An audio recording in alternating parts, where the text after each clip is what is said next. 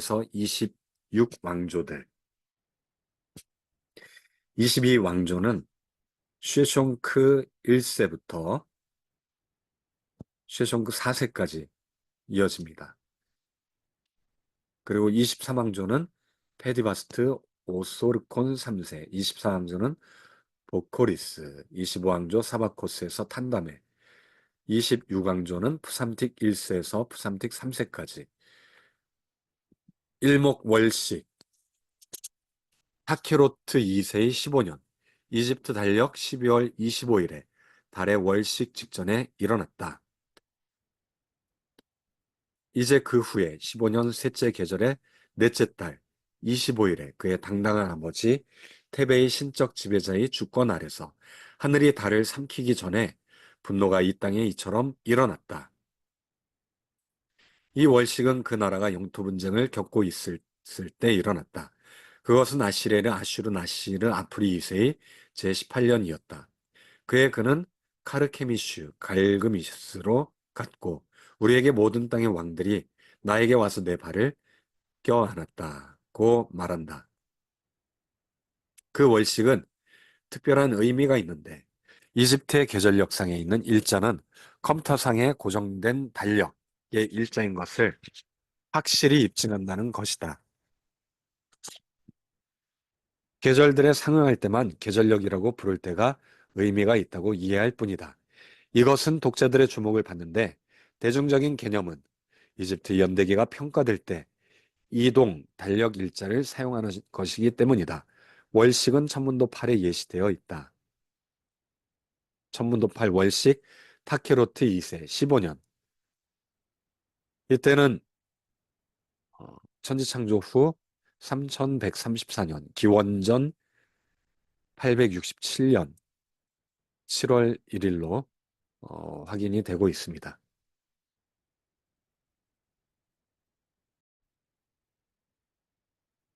천문도 8의 월식은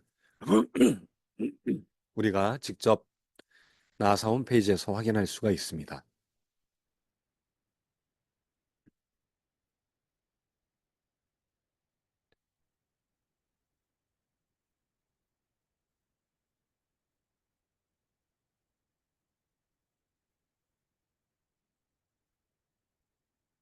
아까 800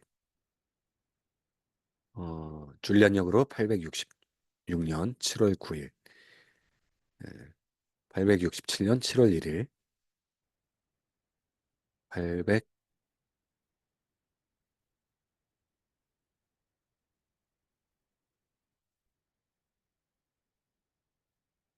800 867년 867년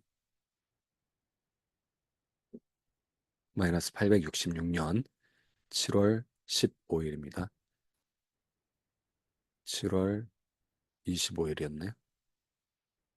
7월 9일 7월 9일 마이너스 867월 9일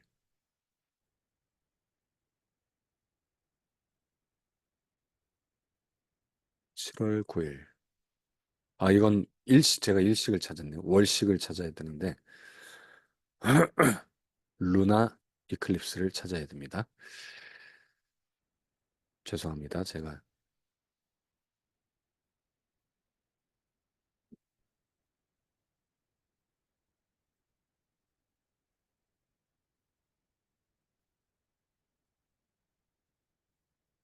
카탈로그 요건가요?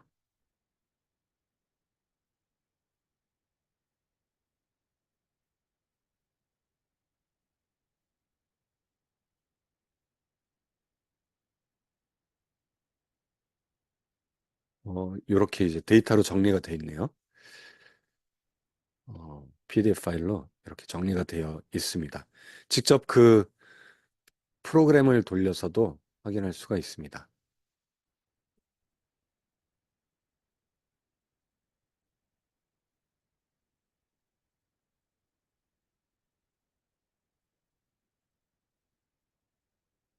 여기 이제 월식이 등장합니다. 아까 860 월식은 훨씬 많이 일어나기 때문에 이렇게 다 정리를 해놨네요. 866년,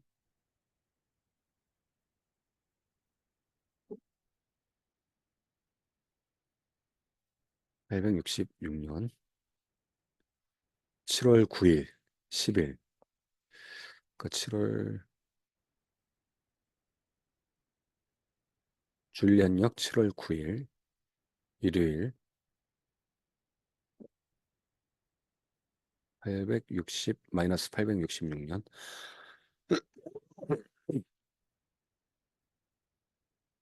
줄라이,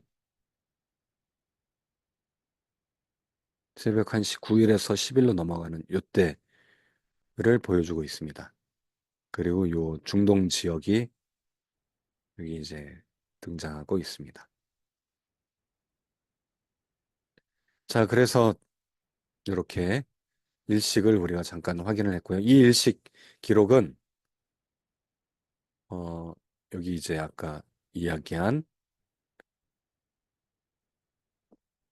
Ancient Record, 레코드 아시리아 앤 바벨론이란 책, 그리고 또 Ancient Record 이집트에도 이렇게 기록이 되어 있습니다.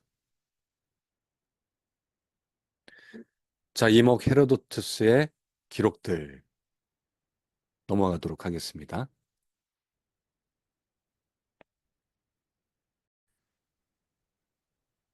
자, 이어서 또 하도록 하겠습니다. 이목 헤로도투스의 기록들. 헤로도투스는 제25에서 26왕조의 통치를 기록하는데 사바코스의 왕조가 50년, 푸삼틱 1세가 54년, 네코가 16년, 아마시스가 44년, 푸삼틱 2세가 6년, 아프리에스 호프라가 25년, 푸삼틱 3세가 2년이다. 헤로도투스 2권 157페이지에 등장한다고 돼 있는데 제가 그래서 요 헤로도투스의 역사 책을 확인을 해봤습니다. 어,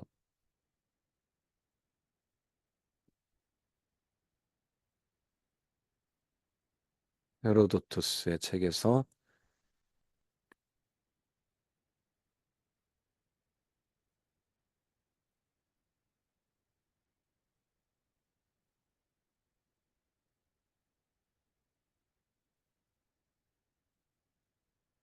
헤로도투스 책에서도 이렇게 언급돼 있고 그리고 아까 전에 ARE라고 하는 Ancient Record Egypt 요 책에도 이제 요 내용이 동일하게 이렇게 언급이 되어 있어서 음, 여기에서 이제 보면 푸삼틱 네코, 푸삼틱 2세, 아마시스 이렇게 이제 54년, 21년, 44년 아프리스는 5미터 빠졌다라고 돼 있는데 여기 이제 기록들을 보면 요 통치 연도가 등장을 하고 있습니다. 삼목 아피스 황소 돌비석 스텔라. 스텔라가 이제 돌비석을 의미하고요. 이집트인들은 아피스라는 이름의 황소를 숭배했다. 그들은 그의 출생의 일자와 그가 신전 예배에 들어갔을 때 프타우와 그가 죽었을 때 하늘과 그의 매장의 일자를 신중하게 열거하였다. 신전 예배에 들어갈 때는 프타우라고 이렇게 기록을 한다고 합니다. 또 죽으면 하늘, 뭐 하늘나라로 갔다, 뭐 이렇게 해서 하늘이라고 기록을 한다고 합니다. 그래서 아피스를 거의 신처럼 이렇게 숭배를 했는데 그의 출생 일자랑 죽음의 일자 또 신전에 예배에 들어갔을 때 이런 것들을 다 기록이 되어 있기 때문에 그 기록을 이용해서 어느 왕 몇 년인지를 우리가 확인할 수 있다고 합니다. 그리고 그들의 그의 생애 전체 길이를 정했다. 이 일자들은 각각 이집트의 달력과 이집트 왕의 연도에 정해져 있었다. 이 돌비석들은 특별히 이집트의 왕들의 통치의 길이를 결정하는데 소중하게 되었다. 연대기적 목적을 위해 사용될 수 있는 이 돌비석들을 각 도표의 제목에 있는 그 돌비석의 가치와 더불어 보여준다. 그것들은 제20왕조에 대한 헤로도투스의 50년의 연대기를 확정한다. 헤로도투스가 연대를 정해준 그 50년 연대를 확정해주고 있다고 합니다.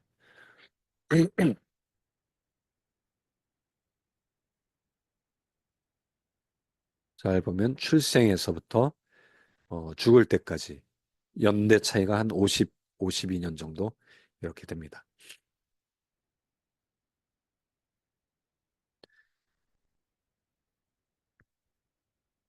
각 왕별로 이제 출생, 또 부타의 하늘, 영면 이런 날짜들이 이렇게 다 기록이 되어 있습니다. 타르이카 28년에도 기록되어 있고 푸삼틱 1세 54년에도 54년 동안 통치한 그 시기에도 이렇게 기록이 되어 있습니다.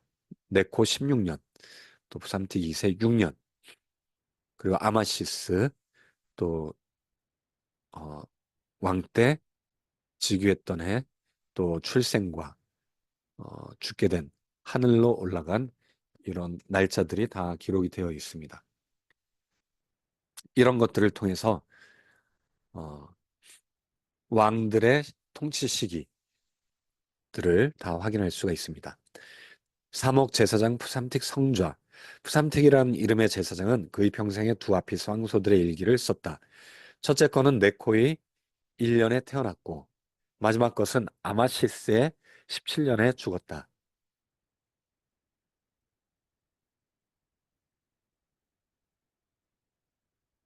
어, 여기 보시면은 네코 1년에 태어났고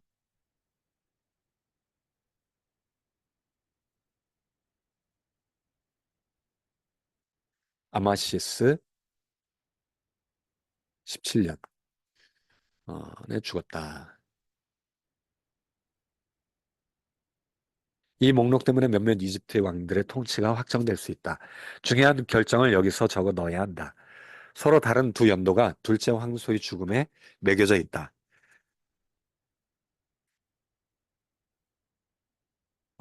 서로 연도가 다르다라고 돼 있죠.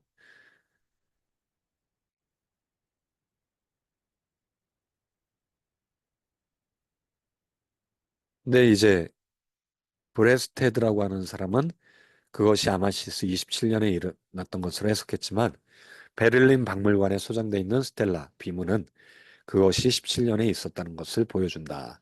아프리스 17년이라고 써 있습니다. 요 요걸 이제 확인을 해보면 베를린 넘버 15393 번호가 매겨진 스텔라에 아프리스 17년에 어, 요 비문이 새겨져 있다라고 되어 있습니다. 그래서 이런 것들을 이제 종합해 볼 때 17년이 맞다라고 이야기하고 있습니다. 여기 아마 아프리스 17년 네코 출생.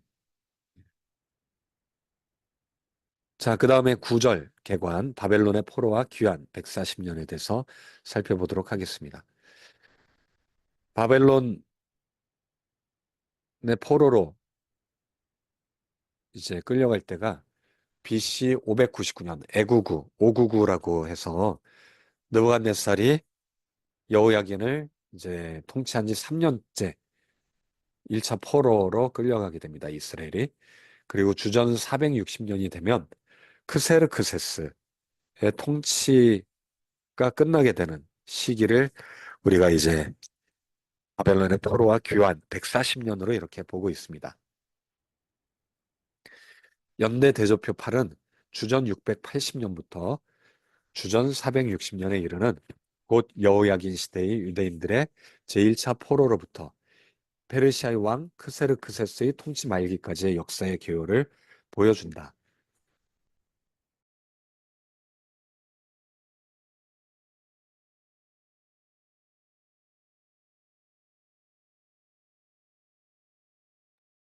이 140년의 시기의 연대기는 중요한데 그 안에서 전체 구약 성경의 종결점에 이르기 때문이다.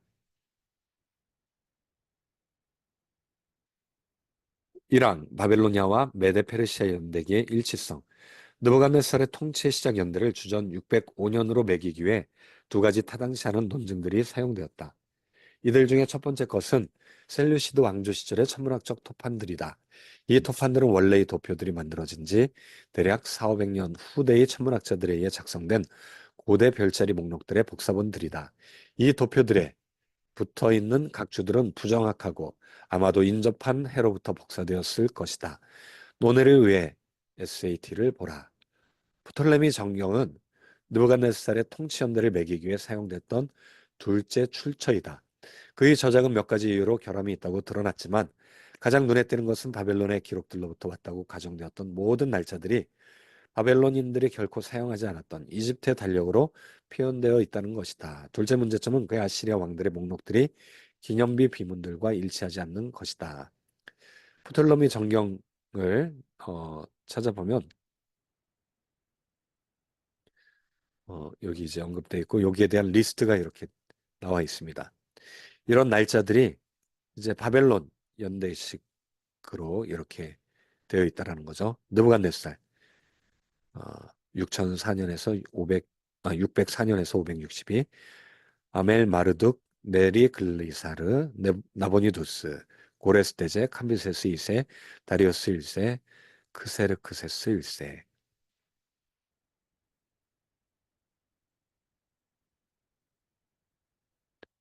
천문도 9 메데와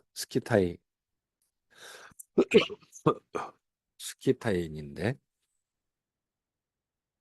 스키타인이라고 되어 있습니다.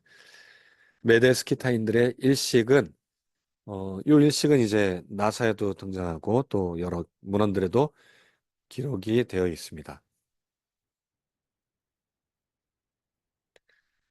BC 기원전 585년 5월 22일 줄리안역으로는 마이너스 584년 5월 28일 줄리안 데이가 150, 50만 7,900일 수요일로 이렇게 언급되어 있습니다. 자, 이때 일식이 일어났고 주전 606년에 최후의 항전은 다음과 같다. 니네는 나보폴라살의 제14년에 함락되었고 7년 후 그의 아들 느부갓네살이 왕이 되었다. 그러면 613년에 니느웨가 이제 함락이 되었다라는 거죠. 니느웨가 함락이 되었을 때 스키타인들은 메대를 28년 동안 다스렸고 그 후에 메대인들이 그를 전복시켰고 음, 그리고 리디아인들을 공격했다. 이 전투 동안에 일식이 일어났다. 이 일식은 주전 585년에 일어났던 것으로 알려졌다. 그러므로 니느의 함락은 주전 613년이고 느부갓네살의 제1년은 주전 606년이다. 헤로도토스는 메데 페르시아 왕들의 연대기를 다음과 같이 정하는데 데이오케스가 35년, 파로 오르테스가 22년, 시악사레스가 40년, 그리고 아스티아게스가 35년, 헤로도토스는 고레스를 29년으로 정한다. 헤로도토스 1권 214. 이거는 이제 우리가 여기에서 바로 확인도 할 수 있습니다. 1권 214페이지에 있다고 하니까 요 정도에 아마 등장할 겁니다. 1권 214, 1권 214면은 한 요 정도로 들어와야겠죠?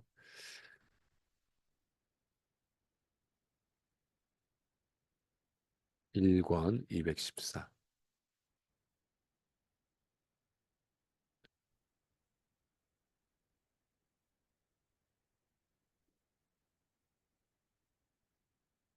1권 214.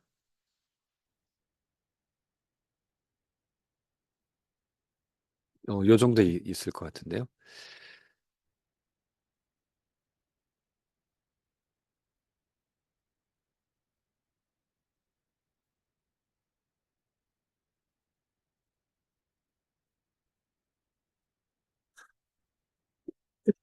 29년.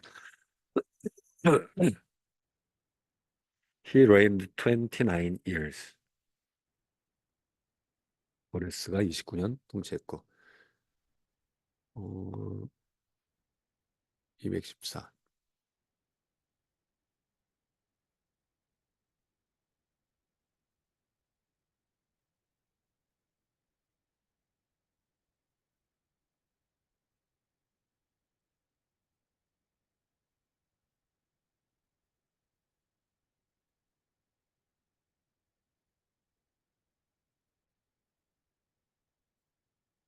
어,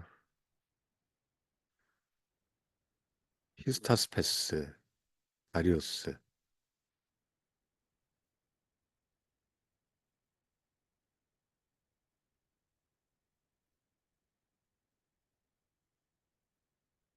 214가 아닌 것 같은데?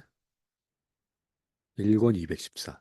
아, 고레스를 29년으로 정한 거는 214가 맞네요. 그리고 아스티아게스가 35년은 130에 나온다. 그리고 데이어케스는 35년, 파라우르테스가 22년은 90에서 96에서 106에 나온다라는 거죠.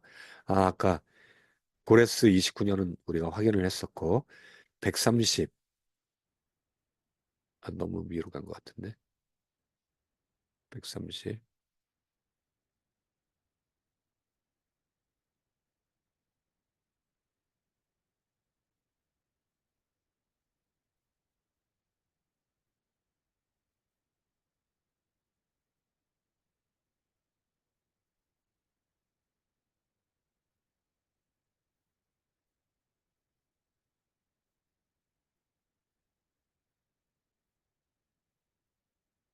여기를 보도록 하겠습니다. 130, 130에 아스티아게스 이야기가 나오겠죠.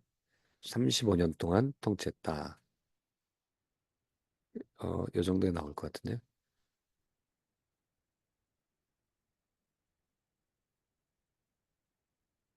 28 years. 100. 아스티아게스 after he had reigned 35 years. 35년 통치 후라고 돼 있죠. 그러니까 요런 이제 기록들을 확인하고 이렇게 이제 연대를 정한 거죠. 헤로도투스는 35년, 22년, 40년, 35년, 고레스 29년. 그래서 요거에 근거해서 이렇게 연대기표를 또 작성을 해봤습니다. 여기 있죠, 여기. 시악사레스가 아스티아게스의 아버지고요. 아스티아게스는 아하수에로, 다리오 그 메데 다리오죠. 35년, 고레스 29년. 뭐 이런 식으로 이제 연대를 정리를 한 겁니다.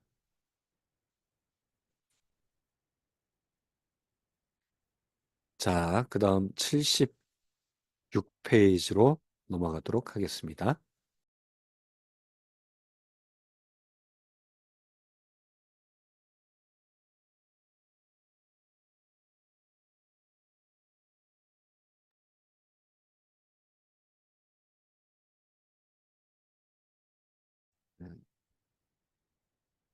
자, 2절 유대의 잘못된 연대기의 보완 자료. 엘레판틴 서신들. 페르시아가 중동 전역을 지배하던 나일들에 걸쳐 유대인들의 한 정착민들이 이집트의 엘레판틴 섬에 거주하였고 또 다른 식민단은 예루살렘에 살았다. 고고학자들은 이 두 집단들이 서로 보냈던 일련의 서신들을 발견했다.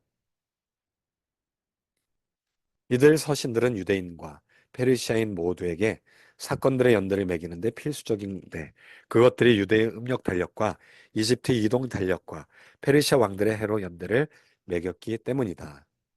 두 독립적인 달력들에 의한 연대 매기기는 특히 그것들이 다른 두 천문학의 체계에 연결되어 있을 때 절대적인 일자를 확증한다.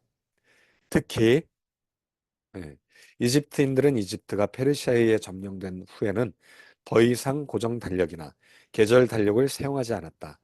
그들이 하지 않았던 일차적인 이유는 계절들이 달력의 범위에서 너무 멀리 이동되어서 쓸모없었기 때문이었다.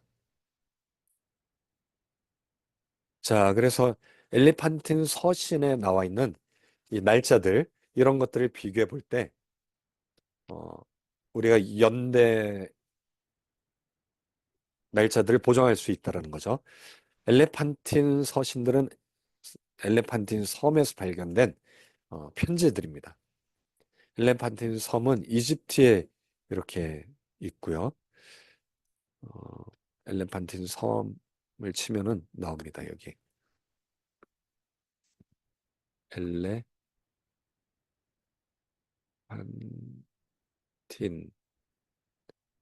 엘레판틴의 섬 파피루스가 나온 곳이고 여기 이제 지도가 나와 있죠.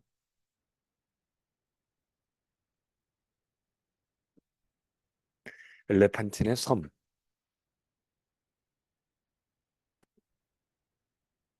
어, 여기인가 본데 여기 엘레판틴 섬.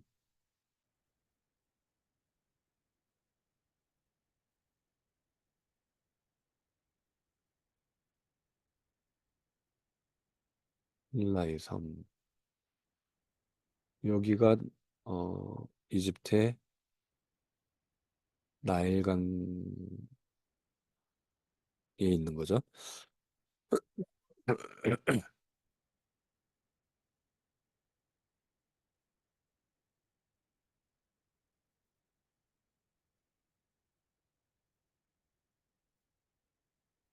위키피디아에서 한번 조금 더 자세히 보도록 하겠습니다. 위치를 확인하려고 하는데 나일강의 섬으로 아스완의 일부로 속해 있다. 크놈 신전이 있다라고 돼 있는데 아까 아스완 여기에 있죠? 섬의 일부다.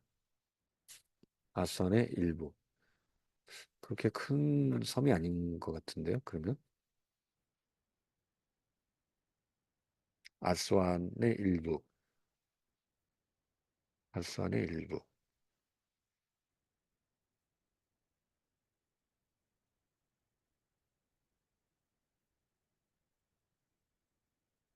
혹시 여긴가 본데요. 여기. 아까 신전, 크놈 신전이 있다고 돼 있는데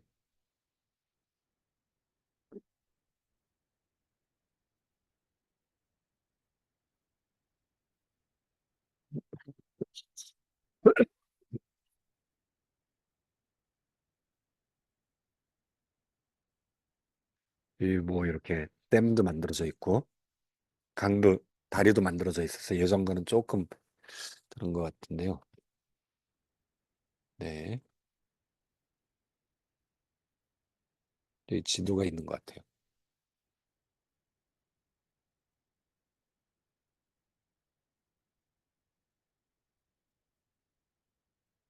아스완, 엘레판트의 섬 이렇게 돼 있고 상부 이집트의 요새였다 되어 있습니다. 어, 엘레판트는 아이슬란드 이렇게 돼 있고요. 엘레판트는 아이슬란드.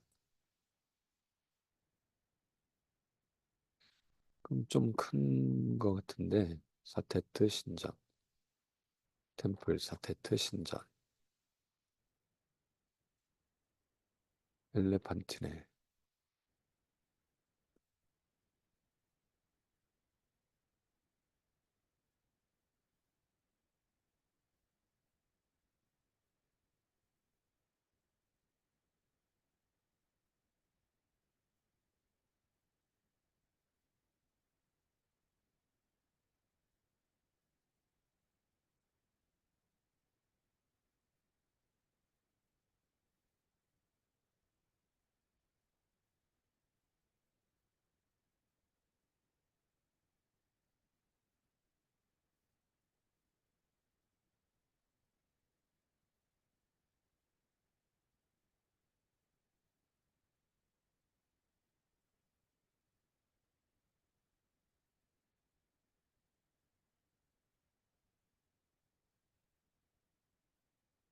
여기 있다. 여기는 엘리판티네 섬이 딱 바로 나오는데.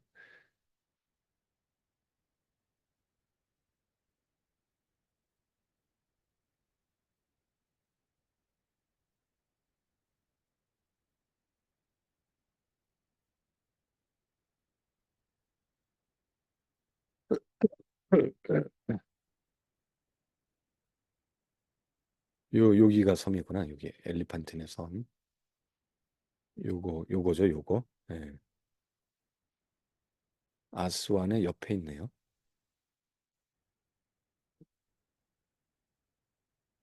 아, 우리는 아까 여기 필라의 밑에를 찾아본 거네. 요 위에 있는데, 그쵸? 네. 저 위에 있었네요.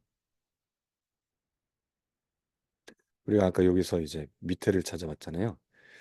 요 위에 있었습니다. 엘리판틴 섬이 요거였네요, 여기. 아스완 옆에 있는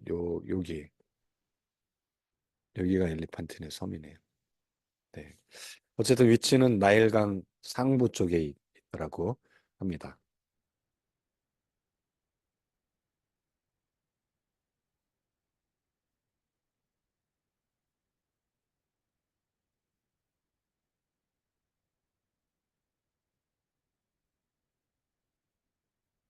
그거를 그래도 찾았으니까 저장을 하겠습니다. 엘리판틴의 섬, PPT에 저장을 이렇게 하도록 하겠습니다. 또 여기에 문서가 중요한데 이 문서는 앞으로 계속 나올 테니까 그때 또 확인을 하도록 하고요. 자, 2항 계승이나 직인년 산출. 유대인들이 사건들의 연대를 매기는 두 가지 방법이 있는데 그들은 한항의 계승 연도를 영년으로 부르거나 혹은 그것을 1년으로 불렀다. 열왕기하 24장 12절은 여호야긴의 1차 이송을 느부갓네살의 제8년으로 기록하고 예레미야 52장 28절은 그것을 느부갓네살의 제7년으로 기록한다. 2차 이송은 느부갓네살의 제19년에 일어난 것으로 그리고 영년을 연대로 매기면서 그의 제18년에 일어난 것으로 기록되어 있다. 유대인들은 보통 항상은 아니지만 한 외부 왕국의 왕들을 그들과 교습한 해에 의해 연대를 매겼는데 즉 계승 연도는 1년이었다. 전형적인 바벨론의 연대 체계는 한 왕이 신년일을 지날 때까지는 1년으로 치지 않는다. 유대와 바벨론의 횟수는 모두 니산월의 제1일, 즉 신년일이 지났을 때 계산되었다. 엘레판틴 서신들은 보통 계승 연도를 1년으로 부름으로써 연대를 매기고 있다. 몇몇 경우에는 두 연도들을 다 사용했다. 예를 들어 한 편지는 다리우스 왕의 8년치 쓸 6월 3일, 즉 9년 토토월의 10일이라고 진술한다. 니아미아서는 사건들의 연대를 매기는 두 가지 체계를 사용한다. 예를 들어 하나니가 다리우스 20년 키슬레브월에 왔지만 그 후에 달인 니사노를 아직도 다리우스의 20년으로 불렀다. 즉 유대력과 이 페르시아 달력을 같이 이렇게 바벨론 연대 체계를 같이 보고 있다라는 거죠. 엘렌판틴 서신들 중에 하나는 아닥사스다의 제37년에 쓰여져 있다. 서신의 인물들은 아다리우스 1세를 의미하고 있는 것이 분명하다. 다리우스 1세는 단지 36년 동안 다스렸지만 이것을 37년으로 연대가 잡혀 있다.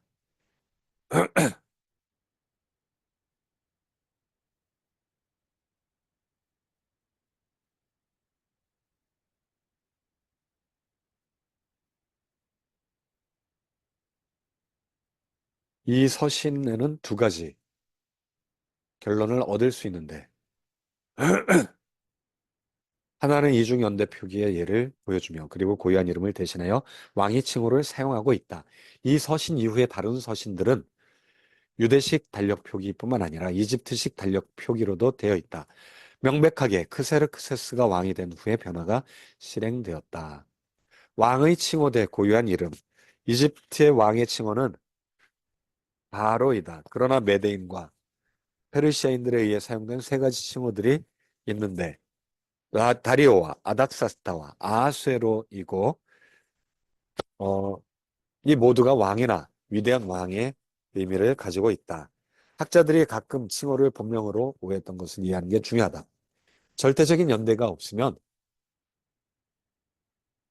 우리가 본명과 왕의 칭호 간의 차이를 확실하게 구분하는 데 어려움이 있을지 모른다. 본명 대신에 왕의 칭호를 사용하는 예는 에스라서에서 찾을 수 있다. 첫째로 에스라는 건축이 고레스 아래서 시작한다고 열거하고, 둘째로 어, 아수에로와 아닥사스다 아래에서 중지되었고, 셋째로 다리오의 6년에 다시 시작되었고, 넷째로 다리오의 제6년에 완성되었다. 고레스와 다리오 사이에 열거된 두 왕들은 고레스 아이들 캄비세스와 그 뒤를 이었던 다리우스 1세이다. 어, 아닥사스다 다리오의 제7년의 성전의 완성과 뒤은 6월절에 바로 이어서 에스라는 율법 사역을 시작하러 갔다. 이 예들은 에스라가 본명과 왕의 칭호들을 번갈아 사용했다는 것을 드러내준다. 아닥사스다의 생애 동안 활동을 수행했던 모든 제사장들은 페르시아의 다리우스의 통치 동안에 살았던 것으로 말하고 있다. 여기서 고레스아이들 캄비세스, 여기 고레스와 다리오 사이에 열거된 두 왕, 즉 아수에로라고 되어 있고 아닥사스다라고 이렇게 표현되어 있는 이 왕은, 아닥사스다는 다리오 왕이 맞습니다. 그리고 아수에로는 어, 요세푸스는 캄비세스로 이렇게 보고 있습니다. 요세푸스는. 그런데 이제 여기서 잘 보면 요세, 요세푸스의 캄비세스가 아니라 바르디아일 가능성이 높아 보입니다. 왜냐하면 이 아수에로라는 명칭은 다 메대 그 왕이기 때문에, 메대를 뜻하는 메대의 그 왕의 명칭을 뜻하기 때문에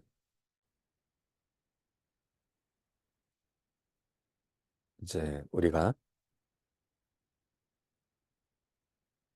요 아수에로를 바르디아로 볼 수가 있습니다.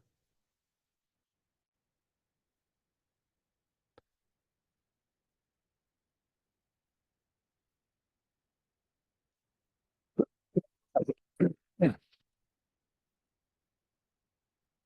자, 다리우스에게 보낸 엘레판틴 서신들 중에 하나는 아닥사스다의 제19년 마르 최시완 월의 제19일에라고 진술하고 있습니다.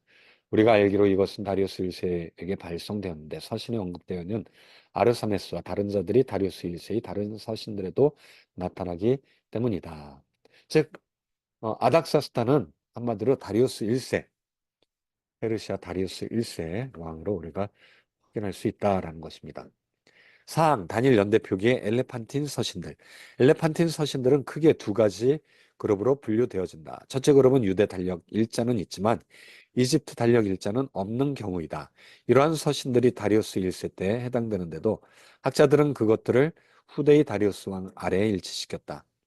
오늘날 이 서신들이 다리우스 1세보다 후대의 왕으로 평가시켰다는 것은 안타까운 일인데, 어, 그것들의 문체가 에스라에 기록된 서신들과 동일하기 때문이다. 카올리는 말하기를 세부 사항은 전령에 의해 부과되어 있는데 그는 유대인 즉 너희 형제 하나냐이다. 여러 가지 이유로 대왕에 애매하게 정제된 종교적인 사항에 개입하도록 유도되었는지 모르지만 이 경우는 에스라 7장의 아닥사스다의 서신의 것과 정확하게 일치되고 우리가 나중 문서의 신빙성을 의심할 필요가 없다는 것을 보여준다. 에스라서의 서신의 문체와 수집된 이 본문들의 것의 유사성은 놀랍다. 의심할 나위 없이 두 경우 다 오직 그 왕이 모든 명령하나 허락을 내린 것이었다. 엘레판틴 서신들의 문체가 에스라서의 기록들과 유사할 뿐만 아니라 거기에 등장인물들이 에스라서 느헤미야서의 그들과 동일하다. 하나냐가 느헤미야 1장에 비고의 이름이 에스라 2장 2절에 대제사장 요하난이 느헤미야 12장 1절에 등장하는데 엘린판틴 서신의 등장인물들과 동일하게 열거된 것을 알 수 있다. 더욱이 단일 연대가 적힌 문서들의 핵심 주역들은 크세르크세스의 통치로 연대 매겨진 등장인물들의 조상들이다. 단일 연대 표기 서신의 핵심 등장인물인 예도니아는 크세르크세스 아래서 나타나는 마으세야의 아버지이다. 다리우스 왕 자신에 의해 공인된 이 서신들 중 하나는 이집트에 있는 유대인들에게 그의 통치 제5년의 6월절을 축하하라고 말했다. 우리는 다리우스의 지시와 유대인들의 사역의 계속에 관한 에스라의 말을 상기하게 되는데 내가 또 조서를 내려놓니 물론 누구든지 이 명령을 변개하면 그 집에서 들보를 빼어내고 저를 그 위에 메어 달게 하고 그 집은 이로 인하여 거름더미가 되게 하라. 유대인들의 사역이 지속되도록 독려한 또 다른 다리우스는 없었다. 즉, 이 다리우스, 아닥사스다 왕이 바로 이 다리우스 왕이고 거기에 등장하는 제사장들, 인물들도 동일한 왕의 시대에 등장 인물이다라고 이야기합니다. 이 서신은 특별히 이집트의 TVO를 언급했다. 왜 이렇게 할 필요가 있었는가? 무엇보다도 개인이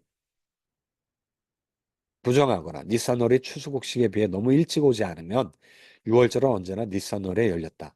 다리우스 1세의 제5년의 달력들을 면밀하게 검토해보면 그 대답이 나온다. 첫 달에 초승달이 너무 일찍 왔고 아마도 율법에 정해진 6월절에 첫 곡식을 추수하기에는 너무 일렀다. 이 경우에는 윤달을 집어넣는 것이 필요했을 것이다. 만약 이 경우에는 예루살렘에 있는 자들은 이집트 형제들에게 6월절을 위해 12월까지 기다리라고 말했을 것이다. 이집트 달력에 12월을 언급한 이유는 6월절을 니산월에 해야 되는데 어, 니산월이 너무 빠르니까 그 당시에 이제 추수를 할 수가 없잖아요. 첫 번째 추수를 할 때가 니산월이기 때문에 윤달을 하나 더 집어넣었다라는 거죠. 음, 이제 유대력에서는 보통 윤달을 아달월 두 번째 아달월을 집어넣는데 이제 여기서 이제 이집트의 티비월을 언급했다라고 이야기하고 있습니다.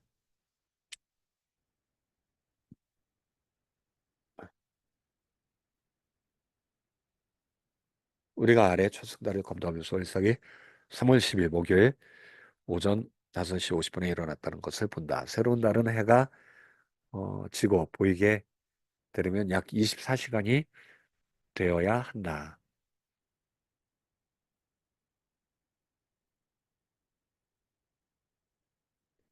초승달이 처음으로 어,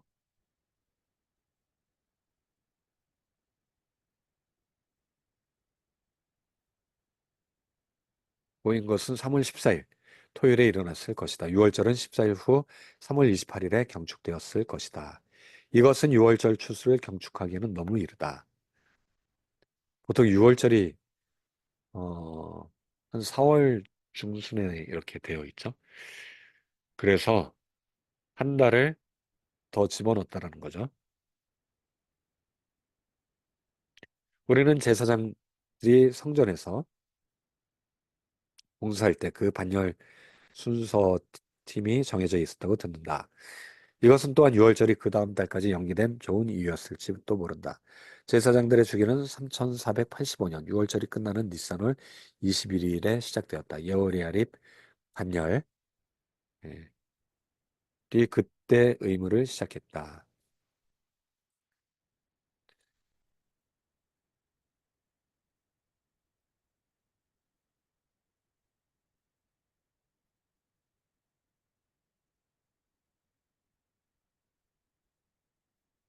12월 여기 12월이 나와 있네요.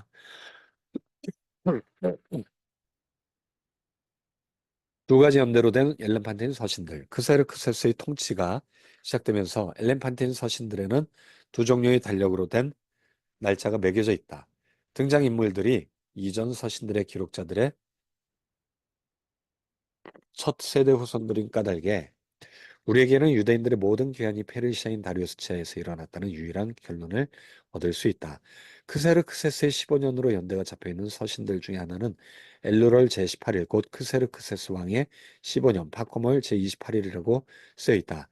아래에 표시된 그 달력은 기원전 471년 9월 7일 일요일로 이 편지의 날짜가 정확하게 기록되어 있다는 것을 알려준다. 크세르크세스 사망 시에 쓰여진 또 다른 편지는 셀류시토판들의 신빙성을 떨어뜨리는데 아주 중요하다. 본문에는 치슬6월 제18일, 즉 크세르크세스 왕이 보좌에 앉아 그 통치가 시작된 21년, 토트월 제7일이라고 쓰여 있다. 그 일자의 하나가 하루가 벗어나는 것을 주목할 것이다.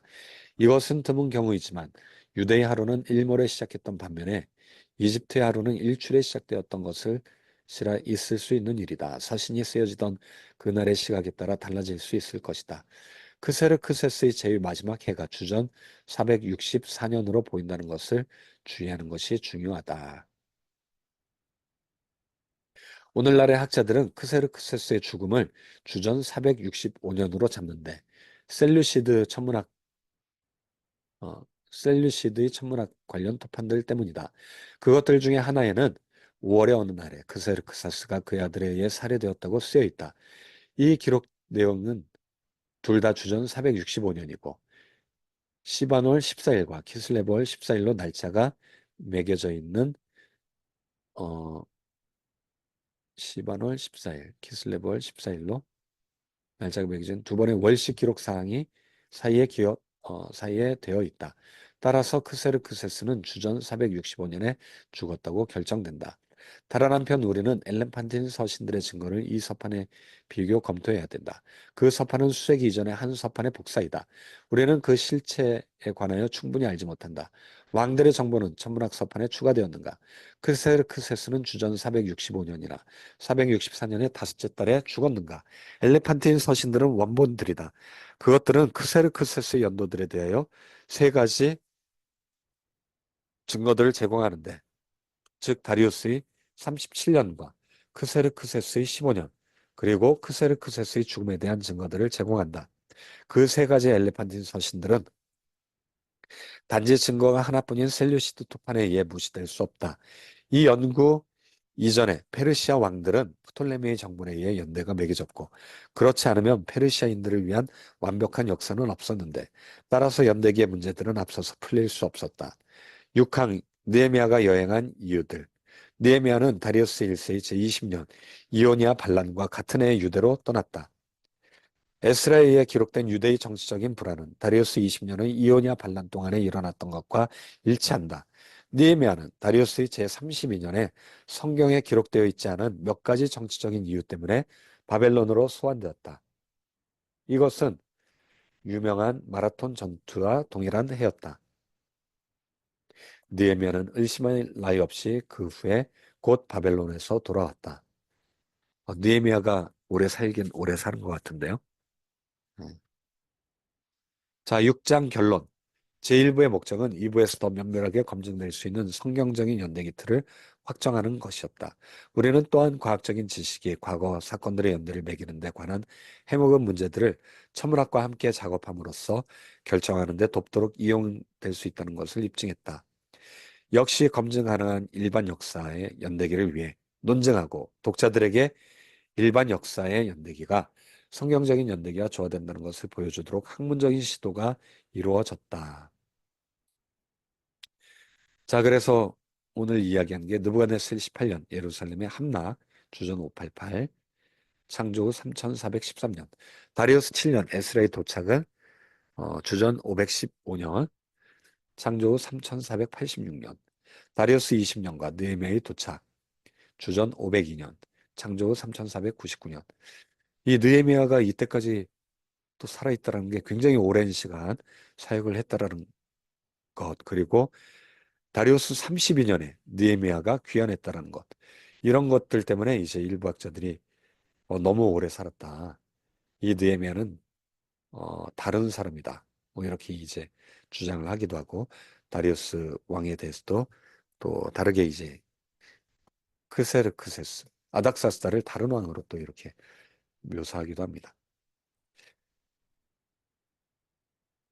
자, 2부에서는 성경 연대기의 검증을 차근차근 아담부터 다시